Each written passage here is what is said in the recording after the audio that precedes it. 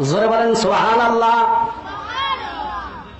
নিশ্চয় যারা ধৈর্য ধারণ করবে এবং সৎ কাজ করবে, ভালো কাজ করবে, ভালো ভালো কাজ করবে।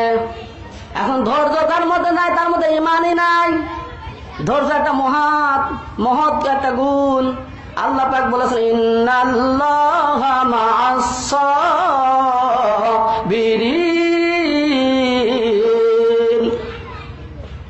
যারা ধৈর্যশীলদের সঙ্গে আমি আল্লাহ রাব্বুল আলামিন নিজেই আছি। জোরে বলেন সুবহানাল্লাহ। ধৈর্য ধারণ করবে, সৎ কাজ করবে, তাদের জন্য আছে দুইটা জিনিস আমি আল্লাহ রাব্বুল আলামিন রেখে দিয়েছি।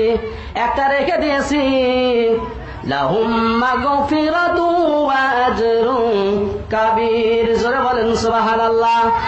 এক নাম্বার পুরস্কার আমি আল্লাহ রেখে দিয়েছি ক্ষমা, আর দুই নাম্বার পুরস্কার বান্দাকে আমি আল্লাহ দিব